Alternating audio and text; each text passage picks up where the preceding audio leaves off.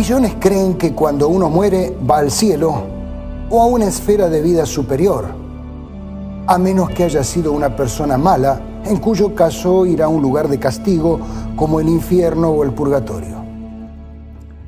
Pero al mismo tiempo, otros cristianos afirman que el que muere permanece en un sueño hasta la resurrección, sin saber nada de lo que ocurre a su alrededor. Son dos posiciones bien extremas y, por supuesto, es muy importante conocer la verdad. ¿Habrá alguna evidencia que nos ayude a descubrirla? Bienvenido a este programa.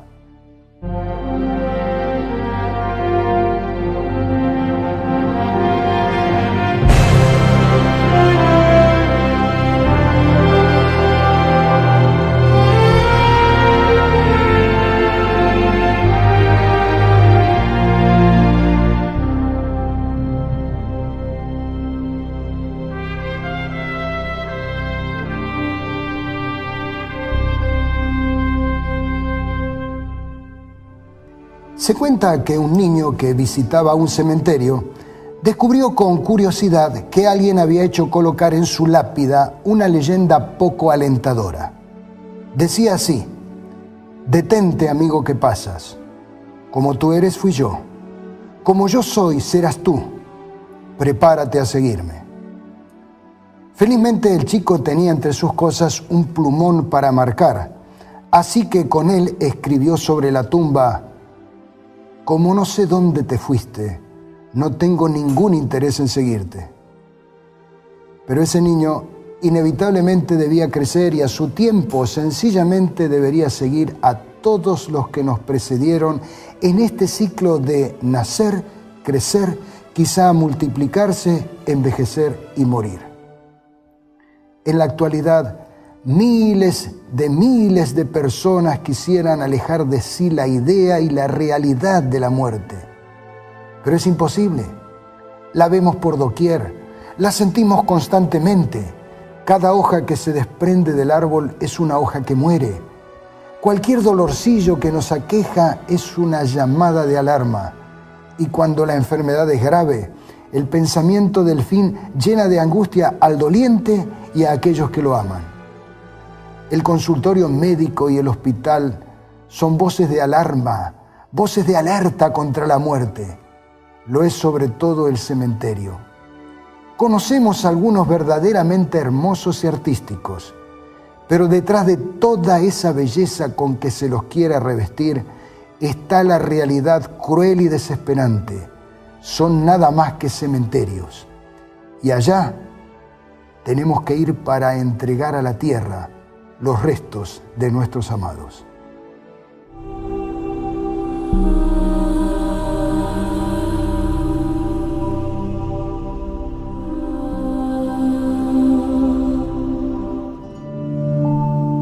No existe un país, una provincia, una ciudad, un pueblo o una aldea que no cuenten con un cementerio. Algunos son muy famosos, como el cementerio del Padre Lachaise de París. Esta ciudad de los muertos es una más de las atracciones turísticas de la Ciudad Luz, como se conoce a la capital de Francia. Es un cementerio muy antiguo que los turistas visitan para descubrir las tumbas de los famosos. Allí yacen, entre otros, los músicos Federico Chopin y Georges Bizet, Samuel Hahnemann, el inventor de la homeopatía, la cantante Edith Piaf, apodada el Gorrión de París, y la renombrada María Callas. Algunas tumbas son majestuosas, otras son sencillas, y a muchas ya las ha destruido el tiempo. Un cementerio muy dramático está en Perú, en el Callejón de Huaylas, donde se encontraban las ciudades destruidas por el terremoto y aluvión del 31 de mayo de 1970. La visión es sobrecogedora. Miles de toneladas de rocas y tierra cubren totalmente las casas, edificios y templos de las que fueran las pintorescas y apacibles ciudades de Ranraírca y Yungay, donde yacen sepultados sus casi 25.000 moradores. Muchos han muerto en las guerras que la humanidad ha sufrido desde la más remota antigüedad. Un cementerio famoso que lo recuerda es el de Arlington, Virginia, donde yacen los norteamericanos que ofrendaron sus vidas por su patria. Otro, no menos famoso, es el Gettysburg, Pensilvania, que alberga a los muertos de la Guerra Civil. De vuelta en Francia, encontramos el cementerio de Verdun, en el mismo campo de batalla donde los cadáveres de alemanes y franceses se apilaban en las trincheras de la Primera Guerra Mundial. Hay monumentos funerarios que son verdaderamente imponentes. Uno de ellos es la tumba de Lenin, en la Plaza Roja de Moscú. Otro es el de Mustafa Kemal Atatürk, el padre de la patria turca, en Ankara, su capital. Uno más, el de Napoleón Bonaparte, en Les Invalides, París, y otro más, el imponente edificio de la tumba de Constancia, construida por su padre, el emperador Constantino, en la Vía Nomentana de Roma. A muchos de estos monumentos, por su imponencia, se los denomina mausoleos, nombre tomado de la tumba de Mausolo, rey de Halicarnaso, que figuraba entre las originales 7 maravillas del mundo antiguo. Probablemente las tumbas más grandes del mundo son las pirámides de Keops, Kefren y Miserino, en pie desde hace 4000 años, y no menos famoso fue el sepulcro del faraón Tutankamón, con su enorme riqueza intacta, que fue descubierto en 1922 por Howard Carter, después de varias campañas arqueológicas en el Valle de los Reyes en Egipto.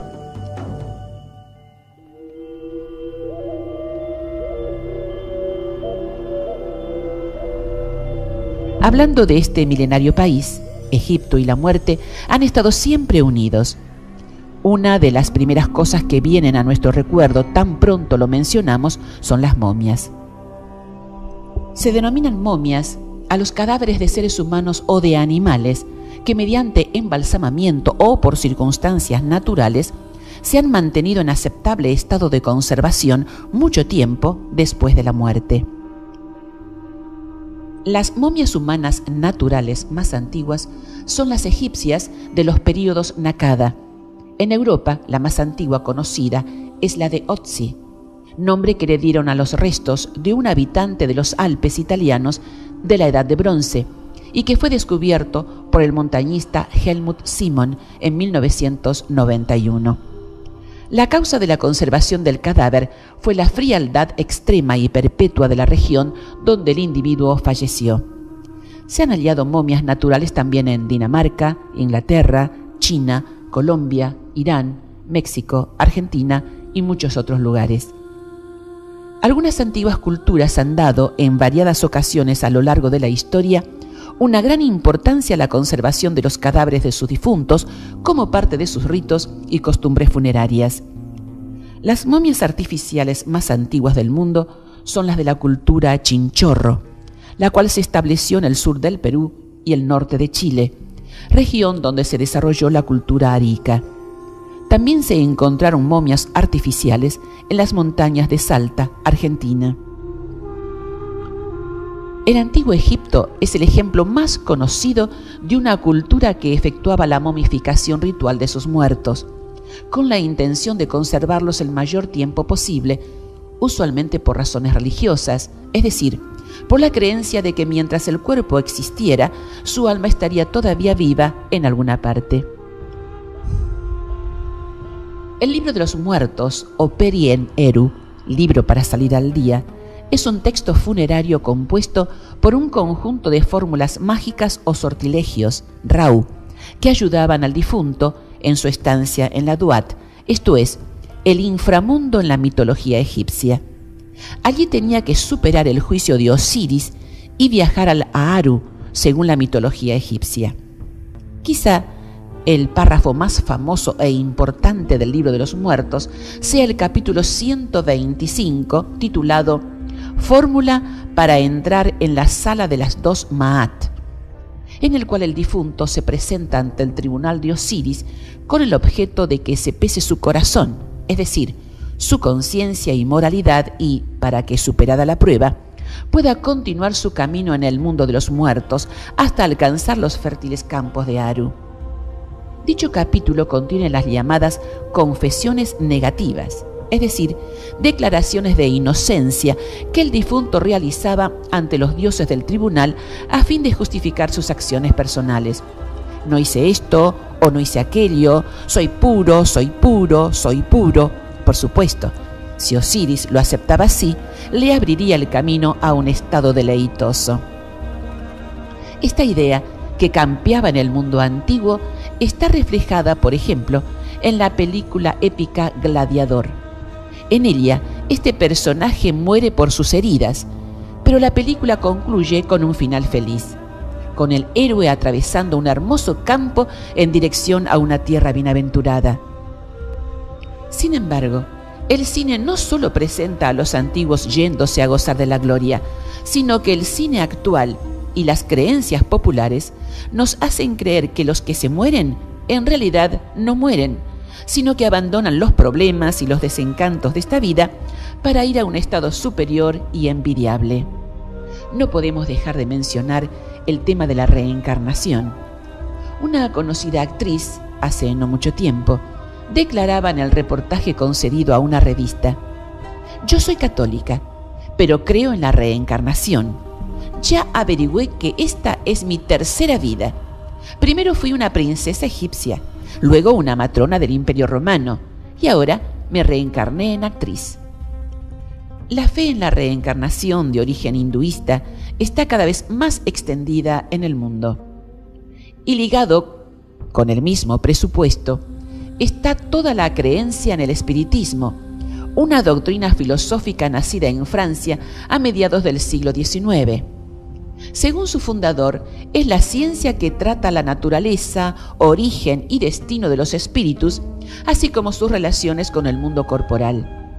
El término espiritismo surgió como un neologismo creado por el francés Allan Kardec para nombrar específicamente la doctrina de los espíritus, que presentó en una cantidad de ideas recopiladas y codificadas por él en 1857 en el Libro de los Espíritus. Por la misma época, en 1848, en una modesta casa en Hydesville, un pueblo del estado de Nueva York, las hermanas Catherine y Margaret Foss comenzaron a comunicarse mediante golpes con el supuesto espíritu de un buhonero muerto y enterrado en el sótano de su casa. Más tarde, estas mujeres inventaron un tablero que dio origen a la Ouija, que se llamó originalmente un telégrafo de los muertos.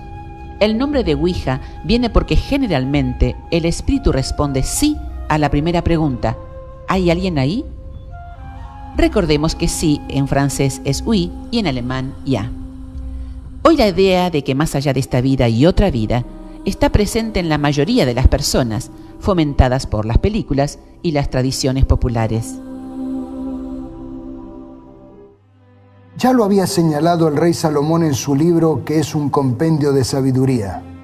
Para todos hay un mismo final, para el justo y el injusto, para el bueno y el malo, para el puro y el impuro, para el que ofrece sacrificios y para el que no los ofrece, para el bueno y para el pecador, para el que hace juramentos y para el que no los hace. Hay un mal en todo lo que se hace en esta vida, que todos tienen un mismo final. Además, el corazón del hombre rebosa de maldad. La locura está en su corazón toda su vida, y su fin está entre los muertos. Entre todos los vivos hay esperanza, pues vale más perro vivo que león muerto, porque los vivos saben que han de morir. ¿Qué es la muerte? ¿Una amiga o una enemiga? Sabemos que ella nos vendrá a buscar algún día, esperado o inesperado, que será inevitable aunque luchemos contra ella. Hemos visto hasta aquí la grandiosidad de algunos monumentos funerarios y aunque muy brevemente también hablamos de libros antiguos que enseñan cómo comunicarse con los muertos. Pero hoy, como antaño, también hay esa misma clase de libros, solo que en una mayor cantidad. Hay libros oscurantistas, hay libros espiritistas, y no faltan los que adquieren un tinte científico, como el famoso Vida después de la vida de Raymond Moody, que popularizó la idea de una luz al final del túnel. Pero es significativo que científicos de la Universidad de Maribor, en Eslovenia, después de haber estudiado el caso de 52 pacientes con paro cardíaco, llegaron a la conclusión de que la luz que ven es causada sencillamente por un aumento del dióxido de carbono causado por el paro de la respiración. El mismo aumento de dióxido de carbono causó la misma sensación a personas que lo han padecido al subir a grandes alturas. Podemos comparar todos esos libros como mapas que tienen errores y que los llevarán a un destino diferente al que usted quería llegar. Fue diferente el destino del pueblo de Israel. Sus monumentos funerarios siempre han sido muy modestos y su libro, es decir, la Biblia, ha sido el que tiene la mayor cantidad de luz para iluminar la oscuridad del misterio de la muerte. Si usted es un cristiano que acepta que la Biblia es la verdad y que ella es la autoridad en un asunto tan delicado como el misterio de la muerte, le resultará muy revelador y gratificante lo que veremos en los minutos siguientes.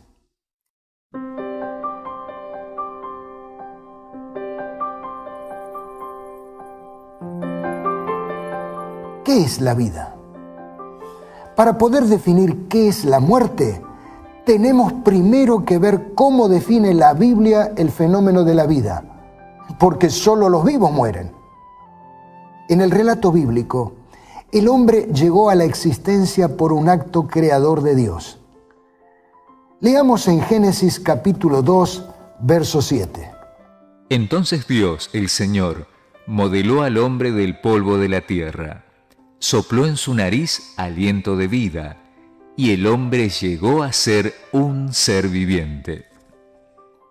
Aquí hay una ecuación matemática. Al polvo de la tierra se le añade el aliento de vida y el resultado es un ser viviente. Analicemos cada uno de estos tres elementos buscando su significado, no solo en nuestro idioma, sino también en las lenguas bíblicas. Es fácil entender lo que surgió del polvo de la tierra. Fue el cuerpo humano, perfectamente construido por el supremo artista. El esqueleto, los músculos, el corazón y todo el sistema circulatorio, el aparato digestivo, los ojos, los oídos, las manos, los pies, en fin, cada órgano estaba listo para funcionar e interactuar con los otros en armonía. Así como esta pequeña pero potente computadora, una maravilla capaz de hacer asombrosas tareas. Pero el cuerpo humano, así como esta computadora, estaba inactivo, inerte. En otras palabras, sin vida. Para muchas personas todavía hoy una computadora es un elemento demasiado complejo para entender su funcionamiento, así que usemos algo más simple. Esta lámpara. Aquí está el cuerpo físico. Y al igual que el hombre recién creado, así como esta computadora, está sin vida. Claro, usted ya sabe lo que hay que hacer para que esta lámpara tenga vida, y lo haremos. Aquí está. Ahora tenemos luz. Está viva. Y lo mismo ocurre cuando encendemos la computadora. Dios hizo lo mismo con aquel cuerpo. Sopló en su nariz el aliento de vida y el hombre comenzó a vivir. Note cómo aparecía este versículo en las versiones o traducciones más antiguas de la Biblia. Formó pues Jehová Dios al hombre del polvo de la tierra, y sopló en su nariz soplo de vida, y fue el hombre en ánima viviente. En una traducción católica dice que llegó a ser el hombre ser animado, al igual que en italiano. La diferencia con otras traducciones es que la suma del cuerpo más el espíritu llegan a ser un alma o ánima viviente. ¿Por qué lo digo? Recuerde que ánima es una palabra latina que significa movimiento. Cuando hablamos de dibujos animados, queremos decir un dibujo que se mueve. Lo que quiere decir este versículo es que el hombre comenzó a moverse.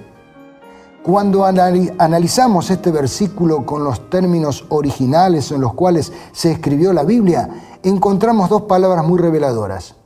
La primera de ellas es la palabra ruaj, que aparece aquí traducida del hebreo como aliento de vida.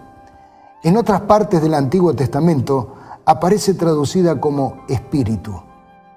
La palabra equivalente en el Nuevo Testamento, originalmente escrito en griego, es pneuma, que se traduce como espíritu. Es interesante recordar que de esta deriva también la palabra neumático, porque tiene aire en su interior. Hoy podríamos compararlo a la electricidad, que fue la que le dio vida a esta lámpara. Así como la electricidad proviene de una usina generadora, el filósofo griego Aristóteles defendía la existencia de un primitivo motor inmóvil. Para el creyente, Dios es ese motor. Dios es la usina generadora de vida. Ahora bien, este espíritu no tiene identidad ni existencia autónoma. Es simplemente el aliento de vida que Dios insufla sobre la materia inerte a fin de darle vida, o la electricidad que entra en esta lámpara para que se produzca la luz. ¿Qué en cuanto a la palabra alma? En hebreo es nefesh y su equivalente en griego es shige. Este término también aparece en el relato de la creación del hombre como ser viviente. Es decir, el alma no designa una parte constitutiva del ser humano, sino su totalidad. En la Biblia, alma equivale a persona. El ser humano no tiene un alma, sino que es un alma viviente. En otras palabras, algo que se mueve. Llega a serlo gracias al aliento de vida que Dios le da. Volvamos al ejemplo de esta lámpara. Tiene en sí misma todos los elementos físicos necesarios para producir luz. No obstante, no tiene luz en sí misma. Otro tanto ocurre con nuestro cuerpo. Tiene todo lo necesario para vivir, mas no vive por sí mismo. Podemos reunir todos los elementos que constituyen un cuerpo y colocarlos a todos, cada uno en su respectivo lugar, mas no por eso se convertirá en un ser viviente. Así como esta computadora que es perfecta en todo su interior, pero no funcionará mientras no le dé la corriente. La corriente eléctrica tiene la energía para producir la luz, pero tampoco es luz en sí misma. Únicamente cuando la energía eléctrica entra en contacto con la lámpara, pasa a través del cable que tenemos luz. Lo mismo puede decirse de los seres vivientes. El espíritu, el aliento de vida que Dios da, tampoco es una entidad viviente de ninguna clase. Recién cuando el aliento de vida opera en el cuerpo del hombre, tenemos un alma viviente, es decir, un ser viviente, una persona. Ni el cuerpo sin el espíritu, ni el espíritu sin el cuerpo tienen vida por separado. Un ser humano no es una sumatoria de partes, sino un todo indivisible. Es un cuerpo animado por el aliento de vida de Dios, que recibe a cada instante el milagro de la vida de manos de su Hacedor. ¿Y qué en cuanto a la vida de los animales? El sabio Salomón lo aclaró también de esta forma. Los hombres terminan igual que los animales. El destino de ambos es el mismo, pues unos y otros mueren por igual, y el aliento de vida es el mismo para todos. Así que el hombre no es superior a los animales. Note que hombres y bestias tienen el mismo aliento de vida. ¿Qué es entonces un ser vivo? Un perfecto organismo que se mantiene en movimiento gracias a la vida que procede de Dios, así como un electrodoméstico o esta misma lámpara funciona mientras se halle enchufado a la corriente eléctrica y a la corriente eléctrica celestial.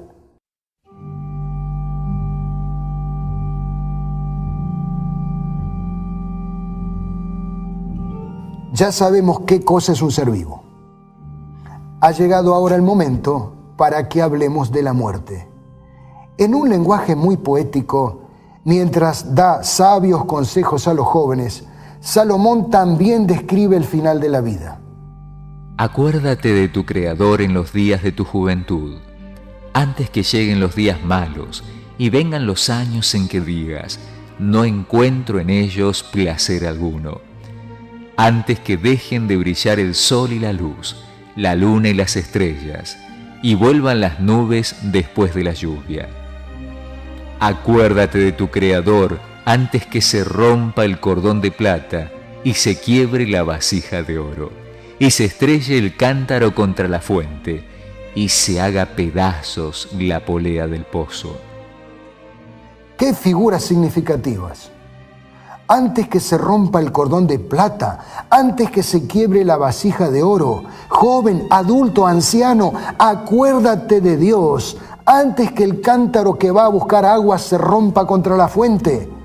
Se nos está presentando la verdad de que algo que era bonito se rompe, se deshace, que ya no existirá más.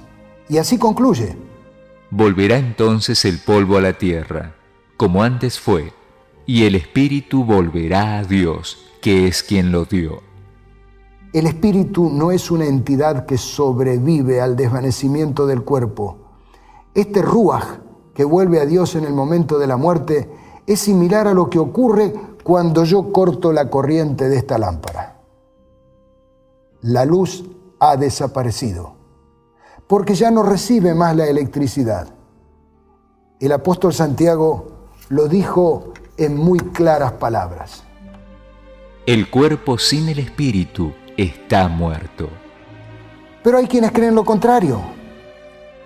Sin embargo, la Biblia no enseña que el espíritu del hombre tenga una conciencia y que vaya al encuentro de su Creador tras abandonar el cuerpo en el momento del deceso. No pretendo darle una clase de electrónica, pero permítame recordarle que en esta lámpara tenemos dos cables y hay dos contactos en un enchufe, porque, dicho en forma muy sencilla, lo que hay aquí se llama corriente eléctrica. ¿Por qué se llama corriente eléctrica?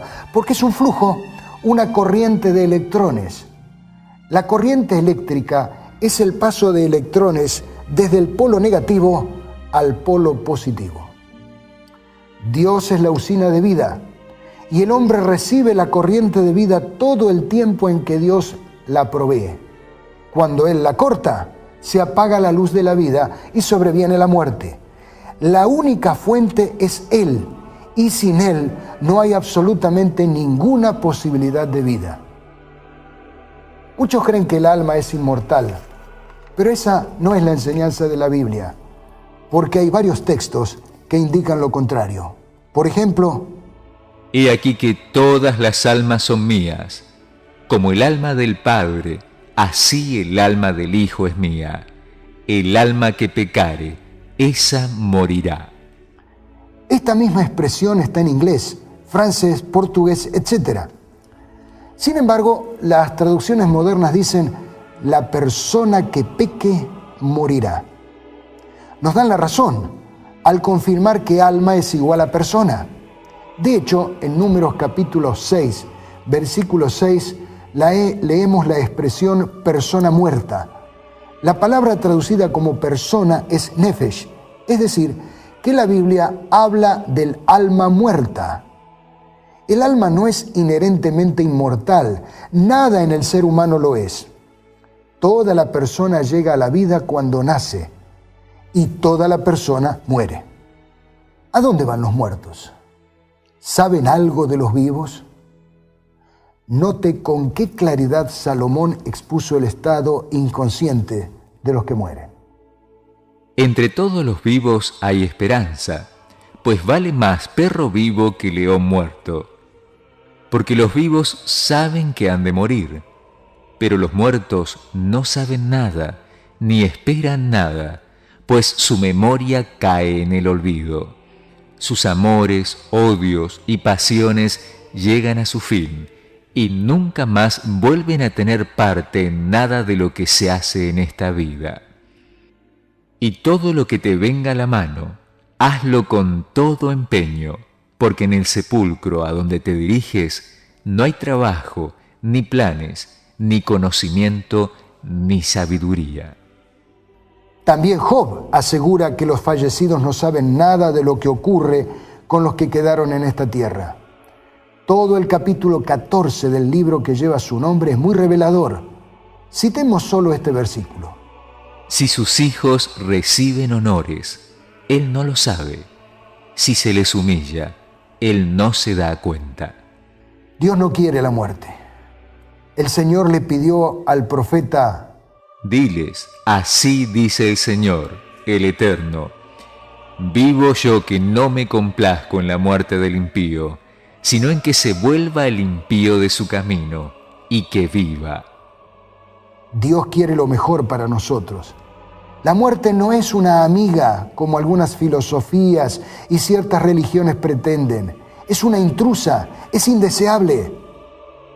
Por cierto, cuando Jesús, a quien le habían avisado de la enfermedad de su amigo Lázaro, llegó a Betania, allí le confirmaron que ya hacía tiempo que había muerto.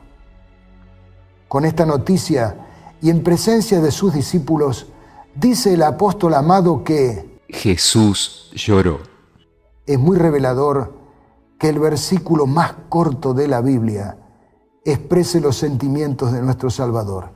Si usted lee por completo el capítulo citado, notará que Jesús amaba a esa familia herida y sintió el mismo dolor que sentimos nosotros cuando perdemos a un ser querido. Pero también en este capítulo se nos dan detalles en cuanto a qué ocurre cuando una persona muere y además presenta la más grande de las esperanzas. Analicemos estos asuntos.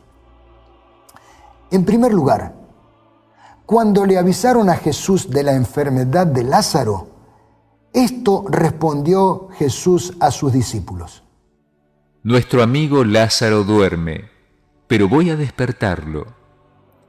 Señor, respondieron sus discípulos, si duerme, es que va a recuperarse.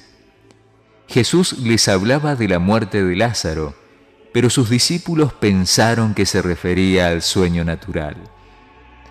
Por eso les dijo claramente: Lázaro ha muerto, y por causa de ustedes me alegro de no haber estado allí, para que crean, pero vamos a verlo. Jesús dijo que Lázaro estaba durmiendo, comparando de esta manera la muerte con un sueño. En la enseñanza bíblica, la tumba no es un lugar lúgubre, sino un lugar de transitorio descanso. Cuando por fin llegaron a Betania, todos acompañaron a Marta y María, las hermanas del muerto, hasta la tumba. Era una cueva cuya entrada estaba tapada con una piedra. Quiten la piedra, ordenó Jesús.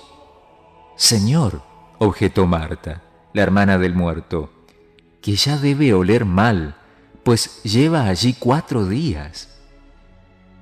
¿No te dije que si crees verás la gloria de Dios?, le contestó Jesús. Entonces quitaron la piedra.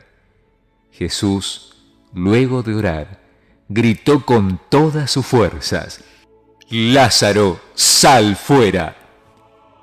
El muerto salió, con vendas en las manos y en los pies, y el rostro cubierto con un sudario. Quítenle las vendas y dejen que se vaya, les dijo Jesús. En otra oportunidad, Jairo, un dirigente de una sinagoga, vino a pedirle ayuda porque su hija estaba enferma. Jesús dijo que lo acompañaría a su casa, pero antes de que se pusieran en marcha, vino uno de casa del principal de la sinagoga a decirle: tu hija ha muerto, no molestes más al maestro. Oyéndolo Jesús le respondió: no temas, cree solamente y serás salva.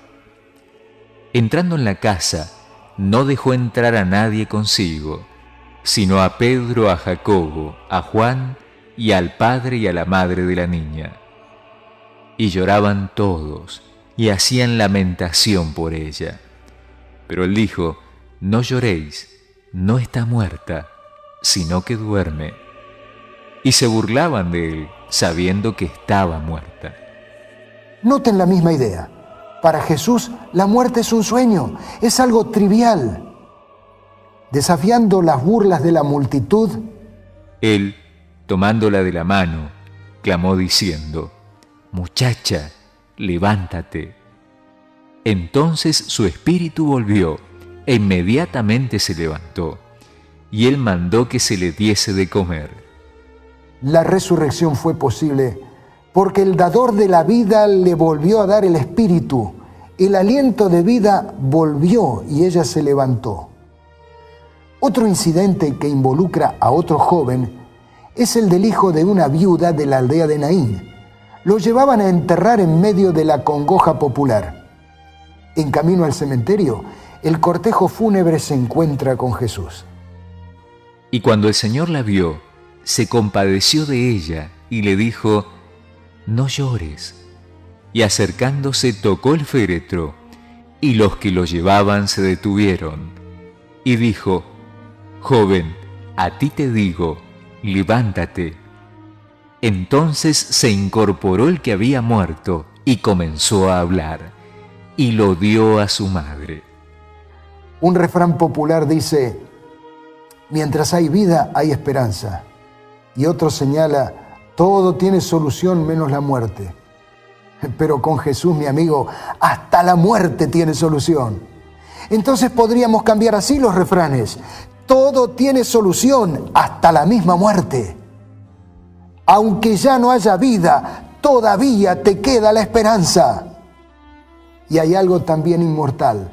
Son las palabras que Jesús le dijo a Marta, las mismas palabras que aseguran que ni la muerte puede separar a los que esperamos a nuestro Salvador. Yo soy la resurrección y la vida. El que cree en mí, aunque muera, vivirá.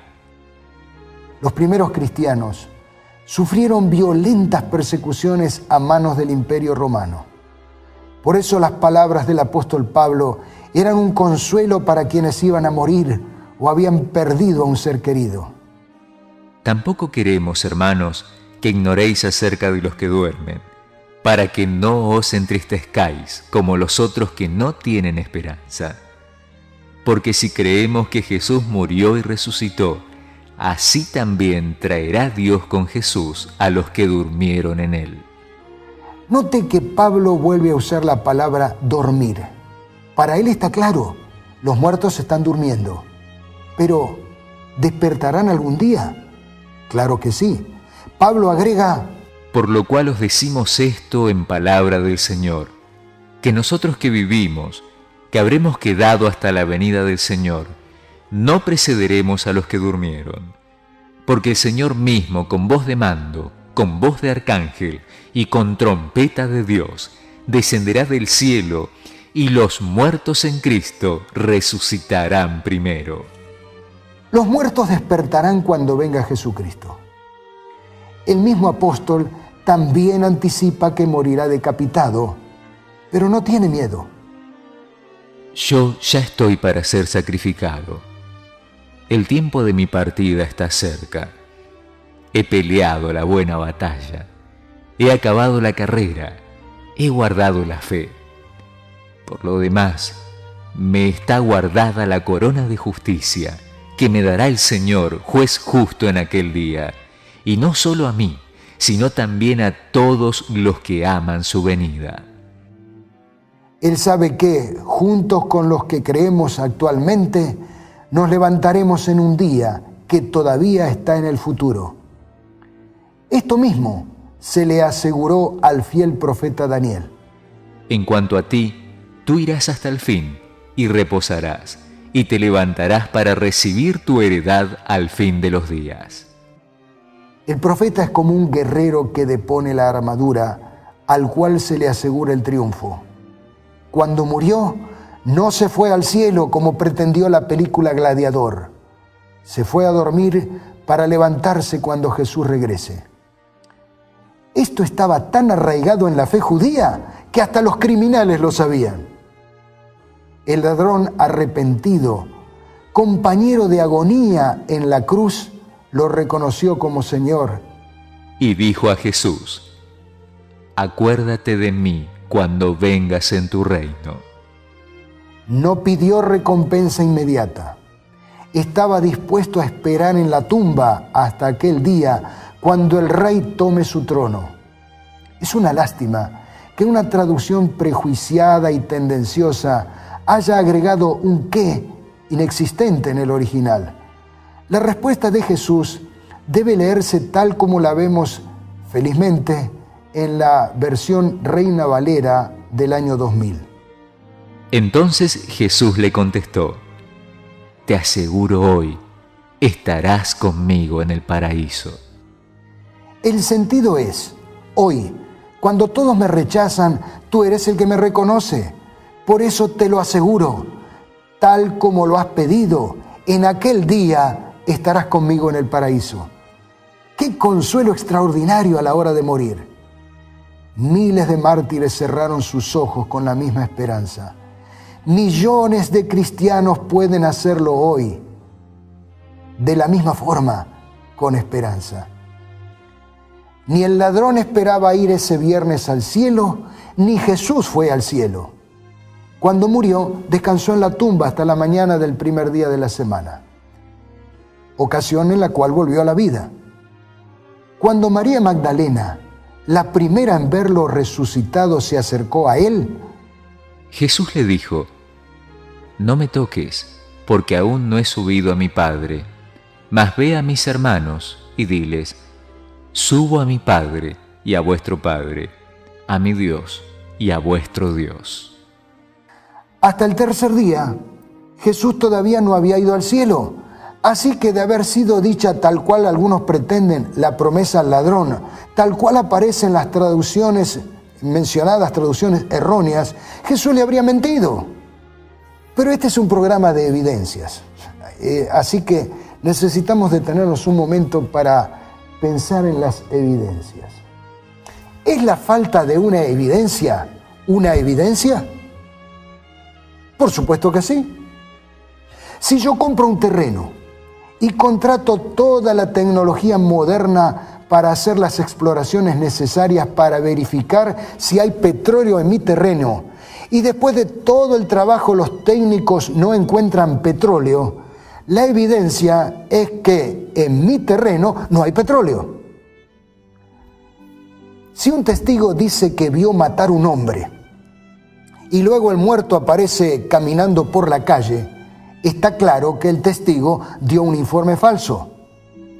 Si todos los muertos que menciona la Biblia, que tuvieron la dicha de volver a vivir cuando el Señor o uno de los profetas los resucitaron, hubieran estado en algún lugar deleitoso, habrían contado visiones fantásticas de lo que vieron. Pero el silencio es la norma de todos ellos. Nada vieron, nada tienen para contar. Estuvieron durmiendo, nada saben. Algunos de ellos los acabamos de comentar y de otros ni hemos hablado. El caso de Lázaro es demoledor. Estuvo 4 días muerto. Si hubiera ido al cielo, habría visto cosas tan maravillosas que habría libros enteros narrando su experiencia. Pero no hay ni una sola línea. Si usted ya tuvo la oportunidad de pasar una mini vacación de 4 días en un lugar paradisíaco, seguramente lo recuerda muy bien. Un buen fin de semana no es fácil de olvidar. Y si uno tiene amigos, con seguridad les contará entusiasmado lo que vivió, animándolos a que vayan al mismo lugar. Pues si Lázaro estuvo en el cielo, cuando regresó a Betania, podría haber pasado noches enteras en cautivantes relatos, pero no contó nada a sus amigos. No podemos ni siquiera pensar que Lázaro se estuvo quemando por 4 días en el infierno, porque era un hombre justo, por lo que la otra opción es el paraíso. Así que si se fue al cielo y allí pasó unos días maravillosos, debe haber sido una injusticia traerlo de vuelta a la tierra, traerlo de nuevo para que pasara las penurias que todavía tenemos que pasar los mortales. Amigos, la evidencia es concluyente. No hay ninguna evidencia de que haya vida después de la muerte. Solo la habrá cuando Jesús regrese y por medio de la resurrección haga una nueva creación. No tiene sentido apelar a la intercesión de los muertos en nuestro favor o que nosotros creamos que podemos hacer algo por ellos. Cuando alguien muere en pecado, no va al infierno. Ningún justo, nadie justo va a la presencia del Señor. Ambos, el malo y el bueno, quedan en sus sepulcros hasta el día del juicio y la resurrección. Así lo afirmó Jesús. No se admiren de esto, porque va a llegar la hora en que todos los muertos oirán su voz y saldrán de las tumbas. Los que hicieron el bien resucitarán para tener vida, pero los que hicieron el mal resucitarán para ser condenados. Cuando llegue la hora, saldrá el buen ladrón de la tumba para encontrarse con Jesús y comenzar a vivir en el paraíso. También resucitará el otro ladrón para descubrir lo que se ha perdido y recibir la condenación, es decir, sufrir la segunda muerte, que es la aniquilación definitiva, tal como lo podríamos estudiar, si el tiempo nos permitiera, en Apocalipsis capítulo 20. La muerte es ya un enemigo vencido. Jesús la derrotó y todos los que confían en Él ya tienen la promesa. Yo soy la resurrección y la vida. El que cree en mí, aunque esté muerto, vivirá. No hay por qué temer. Basados en la Biblia, al final de nuestro camino no tenemos la incertidumbre de no saber a dónde vamos, sino la esperanza de la vida eterna. Y recuerde, Lázaro era un amigo de Jesús y Él viajó para despertarlo. También nos despertará a nosotros si hoy somos sus amigos. ¿Es usted amigo de Jesús? Espero que así sea. Por el contrario, si todavía no la empezó, comience hoy mismo a buscar su amistad. Porque este Dios es Dios nuestro eternamente y para siempre. Él nos guiará aún más allá de la muerte. La evidencia es clara. Los muertos duermen a la espera de la venida de Jesús. Que cuando Él regrese, usted y yo podamos levantarnos e ir con Él para vivir eternamente a su lado. Lo espero en el próximo programa para continuar descubriendo otras evidencias que sorprenden.